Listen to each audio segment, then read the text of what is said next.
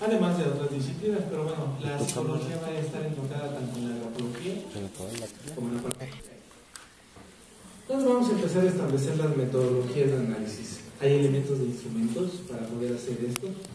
Vamos a ver que los perfiles se han ido derivando principalmente del Manual Estadístico de Desórdenes Mentales, el famoso DMS-4. Hoy en día ya está en miras de salir el 5. Y ahí ya vamos a ver otras patologías que van a aparecer. Entonces, hay veces que cuando se pensaba un trastorno de personalidad decíamos, bueno, acudamos a ese manual, vamos a ver un conjunto de características y de ahí ya vamos a determinar el desorden. Seamos realistas, si nos vemos a esa definición de esos manuales, pues todos encontramos en un desorden mental, ya sea en mayor o menor medida. Entonces, se ha caracterizado, por ejemplo, en ese manual estadístico, cómo es una personalidad antisocial, que es la parte de los delincuentes que nos interesa. ¿Cuáles son las características que podemos encontrar en una característica antisocial? Un patrón general de desprecio y violación de derechos de los demás, que puede ser desde los 15 años. Vamos a encontrar un fracaso para adaptarse a las normas en donde se está desenvolviendo. ¿Cuándo se necesita asilo? Los criminalistas, ¿no? Los criminólogos. Bueno, también los abogados también nos quedamos atrás.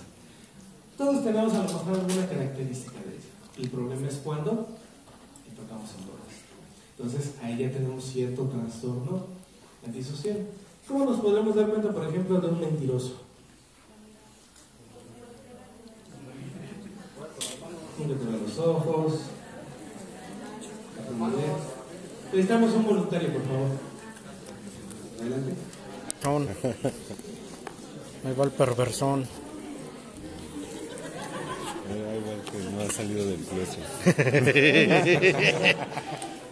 Le voy a pedir, por favor, lo siguiente. Tengo una pregunta. Le voy a pasar el micrófono. Yo le voy a estar haciendo unas preguntas.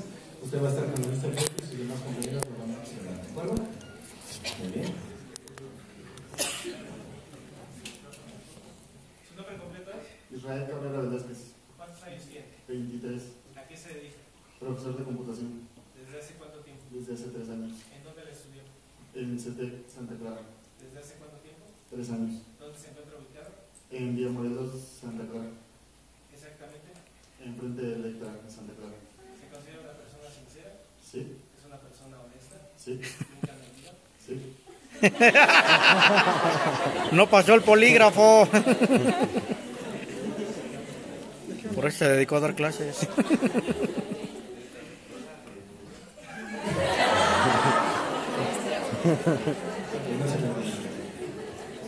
¿No vino con usted o sí? Pobre videos de eso. Entonces vamos a ver acá con el compañero que bueno, pasó amablemente hacer el ejercicio. Nosotros tenemos que ver algunas estadísticas para ver la mentira patológica. El problema con los asesinos seriales es que ellos no tienen remordimiento. Por ejemplo, aquí le pedimos si le había mentido a su novia y ¿qué pasó? Pues sí, alguna vez de hecho le generó cierta ansiedad o culpa. Fisiológicamente su cuerpo respondió a ello. El problema de los asesinos seriales es que ellos no tienen empatía o remordimiento por las personas. Entonces, la mentira nos cuesta trabajo detectarla con esto. Vamos a ver que el que haya mentido alguna vez, eso no quiere decir que es una personalidad antisocial. ¿Cómo nos podemos dar cuenta con la mentira en una persona normal? Su nivel de fluidez, su velocidad de cómo contesta, qué es lo que es normal para él, y se le va a preguntar, por ejemplo, cuestiones que él solamente va a conocer. Entonces va a ser un ritmo fluido, va a ser obviamente una velocidad adecuada. Cuando le genera algún choque emocional, ¿qué pasa ahí? Empieza a titubear, empieza a no trabajar. Entonces, con eso me puede ayudar un poco la detección, ya no es parte del tema, pero bueno, es un dato que también nosotros debemos de valorar cuando el perito realice su dicho. Si gustan abrir la puerta para que no nos estemos asando. Usted la dice.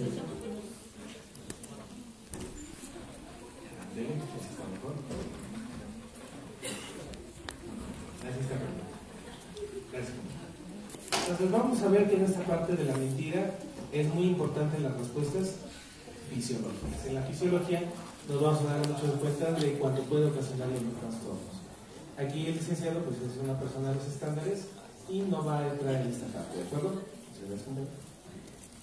Entonces vamos a encontrar que estos ítems son importantes para determinar personalidades antisociales. Vamos a encontrar también en otros ítems lo que es irritabilidad y agresividad constante, que son indicadores por peleas físicas frecuentes. ¿Por qué podemos estar irritados? Para lo que nos molesta o nos causa frustración. ¿Qué es lo que pasa? Que las personas que desarrollan baja tolerancia a la frustración estallan rápidamente. Si tienen un alto nivel a la frustración, se van a ir acumulando más y más. ¿Y qué va a pasar cuando sea un hecho desencadenante tan fuerte que provoque una explosión de agresividad? La van a hacer con mucho mayor ira. Por ejemplo, los homicidas, dentro del estudio de los perfiles se dice que es una persona que ha sido sometida a un constante abuso reiterado sobre individuos, que en un momento constante puede desencadenar en esa agresividad. ¿Habrán visto la serie de Mujeres Asesinas? ¿Cuál fue el común denominador ahí? El maltrato constante y reiterado de parte del hombre, que ante un hecho desencadenante provocó su furia. Entonces, ha sido importante ver que este tipo de personas se vuelven muy irritables, pero hay que ver el por qué. También puede ser por cuestiones congénitas. ¿Qué es lo que pasa cuando una persona sufre de diabetes? ¿Qué es lo que sucede biológicamente en una persona que sufre de diabetes? La glucosa está en altas concentraciones en la sangre. Si no se controla de manera adecuada, ¿qué es lo que pasa a la persona? Se vuelve muy voluble y irritable. Vamos a ver que el azúcar hace que la glucosa llegue al cerebro de golpe y eso les provoca mayor irritabilidad y ansiedad. Entonces también es importante que entendamos que las personas pueden sufrir algún tipo de enfermedad y por eso provoca la irritabilidad. Por eso es importante también, dentro de lo que son los protocolos de investigación, obtener la historia clínica criminal. La historia clínica criminal me va a ayudar a entender antecedentes hereditarios y también ciertos factores para entender el contexto del individuo. También vamos a ver que tienen una despreocupación imprudente por su seguridad y por los demás. Encontramos irresponsabilidad persistente indicada por la incapacidad de tener un trabajo constante y falta de remordimientos que justifiquen su actuar. Entonces, esta parte podré identificarla con la grafología. Es una persona voluble, es una persona irresponsable, es una persona chismosa, es una persona agresiva. Eso podemos hacer. Vamos a ver posteriormente los indicadores grafológicos de peligrosidad. Vamos a ver que la gente que escribe demasiado remarcado, demasiada presión, va a indicar irritabilidad contenida. Si es una escritura demasiado angulosa, si es una escritura que tiene en este caso características de gestos tipo derivados más del ángulo, si es un escrito que está en un aspecto inarmónico, es decir, un aspecto negativo. Esos son indicadores que nos pueden indicar ciertos aspectos de la personalidad antisocial, pero lo veremos más adelante. Entonces, con esta parte puedo encontrar elementos o ítems que me pueden cuantificar si es un sujeto antisocial antes de los 15 años. También puedo encontrar sujetos que puedan indicarnos ciertos trastornos un poquito antes de la mayoría de edad, pero ahí necesitamos una batería de pruebas mucho más constante y reiterada. Se pueden utilizar también las pruebas del HTP y también la grafología me puede arrojar estos datos. Y también me puede indicar en esa prueba del HTP ciertas presencias de trastornos. La prueba del HTP lo veo es que el individuo puede dibujar cabezas demasiado grandes. Si son cabezas demasiado grandes y el cuerpo muy pequeño, me indica principios de esquizofrenia. Entonces también vamos a ver que los homicidas han indicado luego dibujos en donde manejan trazos sesgados en manejo de armas, en los brazos como sentimientos de culpabilidad y también un ennegrecimiento en la parte de la zona genital como parte de la culpabilidad de los violadores. Entonces, una vez que tenemos estos ítems, dicen, bueno, ¿cómo podemos cuantificar entonces una personalidad antisocial? Crueles, preocupaciones, sentimientos hacia los demás y falta de capacidad hacia la propia. Actitud más que tienen este tipo de ítems. Algunos tienen 2, algunos tienen 1. El problema es cuando todos tengan esta parte de los 7. Ahí entonces sí va a ser verdaderamente preocupante. ¿De dónde ha sabido todo esto? Bueno, ha habido precursores y analistas en el aspecto de la personalidad antisocial. Uno de ellos es el doctor Robert Hart. De hecho, hay libros y hay libros muy interesantes de este autor, en donde nos manejan las escalas de lo que es el estudio de la antisocial para llegar al estudio del psicópata. Vamos a ver que él es doctor en psicología y profesor en universidades. Eso nos ha provocado también una investigación y la creación de una escala que se llama la escala Harvard. Él, en estos protocolos nos dicen, bueno, nos indica que la psicopatología va surgiendo de manera compleja y poco entendida, y nosotros podemos encontrar este tipo de psicópatas en nuestra sociedad. La perfilación nos va a ayudar a entender, por ejemplo, a través de su modus operandi, si puede ser una persona tendiente a ser organizada o desorganizada. Esta escala me va a indicar que el psicópata puede ser una persona común y corriente entre nosotros. Son personas que pueden ser nuestros jefes, nuestros socios, nuestros compañeros de trabajo. Son personas obviamente en las cuales nosotros confiamos. Cuando les han tocado a las parejas que no les importan sus sentimientos, que nada más buscan aprovecharse de ellos, que buscan manipularlos. Entonces, un psicópata puede estar en cualquier lado. El problema del psicópata es cuando rebasa la escala y llega también a la parte antisocial y transgrede las normas. Y ahí nos encontramos con los asesinos seriales. ¿Cómo vamos a medir los criterios de identificación de la escala de Robert Harrop? Nos han indicado estos ítems: locuacidad o encanto superficial. Los psicópatas son encantadores, se muestran como personas muy nobles, muy accesibles, muy buenos, piensan que todo el mundo es color de rosa para atrapar a su víctima. Tiene una sensación de autovalía, es decir, te da la confianza de acercarte poco a poco hacia ti y darte mayor sentimientos de empatía hacia con él. Pero realmente el psicópata tiene como problema que no siente esas emociones. Encontramos también lo que es el aspecto de las mentiras patológicas, es decir, el sujeto se cree sus propias mentiras. Encontramos engaños y manipulación, es decir, el manipulador va a observar tus características de personalidad y buscará las debilidades que tú tienes para hacer lo que quiera contigo.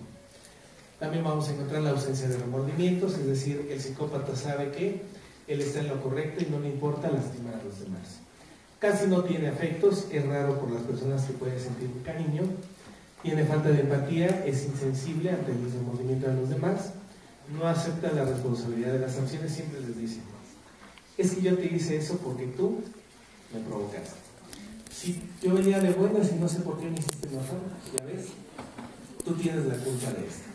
Pero bueno, si te portas bien, volveremos a estar correctamente.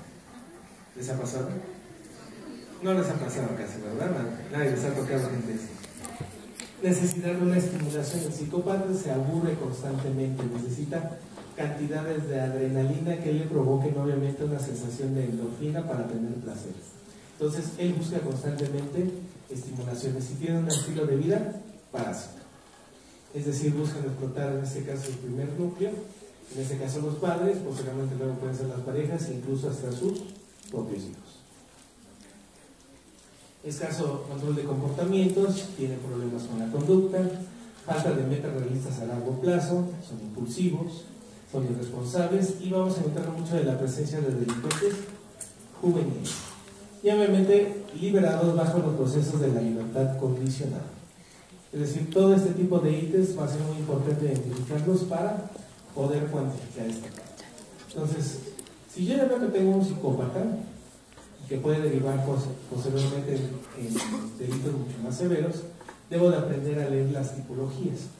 Entonces voy a encontrar que pueden ser delincuentes organizados o desorganizados. En esta parte va a ser muy importante el tipo de recolección de objetos, con qué lo utilizaron, por qué utilizó determinada arma, si usó un arma blanca, un arma de fuego, si utilizó en este caso un machete, un cuchillo, cómo actuó en este caso en una agresión, si es un hombre o una mujer, por qué lo pudo haber desollado, por qué lo mutiló, por qué le alteró la zona de los genitales. Todo tiene un significado psicológico. Vamos a ver que los desorganizados van a matar y van a dejar a sus víctimas con la mayor cantidad de evidencia forense. Ustedes cuando lleguen al lugar de los hechos y se haga la preservación de los indicios van a encontrar que va a haber una gran cantidad de fuentes de estos. Eso me va a indicar que el sujeto no tiene cuidado en su modus operandi. Y final de cuentas tenemos que ver qué es lo que tiene la víctima o qué le pudo haber faltado para cuantificar cuál es su firma o su venir. Vamos a ver que la parte, que el objeto que le permita recordar esa fantasía. Por ejemplo, los fetichistas, en este caso son sumamente fetichistas. Al momento que tienen el trofeo y lo vuelven a ver y recrean la acción, que pueden provocarlo incluso él, por caso. También vamos a ver que generalmente regresan al lugar del delito para ver cómo fue su modus operandi y si tuvo, en este caso, la policía algún tipo de indicio de investigación. Va a ser muy importante para él establecer esta tipología. Estas características de personalidad me va a indicar que son sujetos socialmente inmaduros, con escasas relaciones interpersonales, con apariencia normal y se consideran de poca inteligencia y sexualmente inhibidos. ¿Podemos determinar con la grafología estas características? ¿Qué escritura será? ¿Tamaño grande o muy pequeño?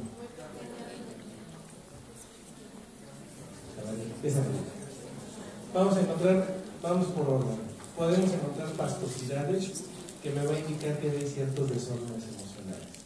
Recuerden que son métodos cuantitativos y el cualitativo puede variar de acuerdo al caso particular. Vamos a ver que hay escrituras más tendientes a la parte de la izquierda. ¿Por qué? ¿Qué significa la izquierda? La emoción, el pasado, los recuerdos. Entonces, ¿es una persona que se conflictúa altamente? Sí. ¿Es una persona que tiene problemas de desapego emocional? También. ¿Puede haber prolongaciones en la parte inferior de las camas? Porque es la parte de la sexualidad. Vamos a encontrar también trazos muy angulosos. ¿Qué significa el trazo anguloso? Cierta agresividad contenida. Hay que ver hacia dónde está de acuerdo a los vectores, si es hacia la parte de lo social o hacia la parte de lo mismo. Entonces, todo este tipo de índices también lo pueden encontrar en la grafología con escrituras que invaden los espacios. Vamos a ver que tienen, por ejemplo, la escritura y va a haber renglones entrecruzados. Eso es típico de personas que no les gusta respetar la intimidad de las personas. Si le encuentran con pocos indicadores, quiere decir que son gente chismosa. Entonces ahí tengan mucho cuidado cuando vean trazos entrelazados. Entonces todo este tipo me puede ayudar para determinar eso. Fíjense bien qué van a hacer con las otras hojas que tuvieron.